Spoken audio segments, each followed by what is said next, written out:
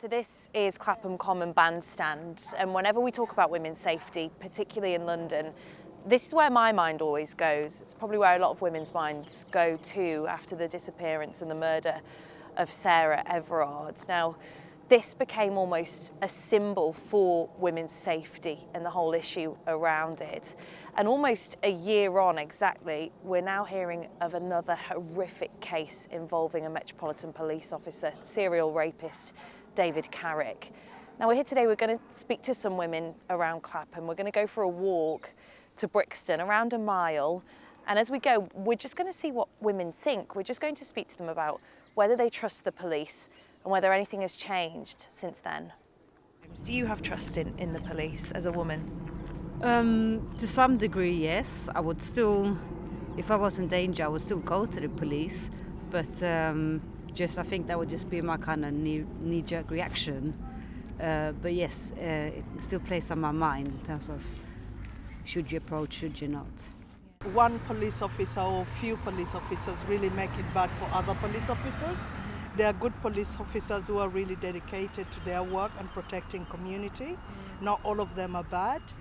One bad egg or a few do ruin it for the majority, but I don't think that's just with the police. People do, abuse their authority and, use being behind your uniform, being behind, these platforms to abuse, vulnerable victims. And it's unfortunate, but it's not something that's new and it's not something that is happening just today. So bringing it back to women's safety, I definitely think there can always be, opportunity for change. I can't look at that pond without thinking about the divers in it, searching for Sarah Everard in March 2021.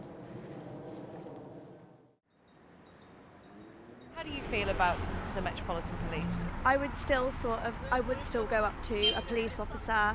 I would feel safer if it was a female police officer, but I would still go up to them. But obviously, the worst did happen with Sarah Everard, and that is obviously something that continually plays on our minds, especially living in Brixton. I just don't tend to put myself in situations where, like the walking home or whatever in the dark, which is then unfair because you should be able to feel that you trust the police and be safe in your local area. But has your opinion changed in light of recent stories? No, I think I knew it was happening, I just didn't know how prevalent, but I wouldn't say I was shocked, which is, I suppose, quite bad. If I had to call them, I would, but I wouldn't want to. You can't fix something like that because it's broken. You have to kind of restart, you have to rebuild it, or, how many bad apples are there? This is Lambeth Town Hall. We're in the heart of Brixton now. Brixton Station's literally just down there. And whilst I'm here, I've arranged to speak to Ksenia Gorenstein. Now, she runs the Bay Tree Centre. It's a charity that supports vulnerable women and girls here in this area. And we're going to speak to her about some of her own and their experiences. Hi, Ksenia. Hi. Nice to see you. How are you? Nice to see you. I'm good. Thanks for meeting me. Thank you. Has, the recent stories about the Met and their reputation, have you noticed that having an impact? Well, of course, especially with this area, I think it was much more, it just felt really close to heart, really. I definitely know from my own personal experience that I don't go out after dark at all. What more do the Met need to do you think, to restore the trust that women in London have in them?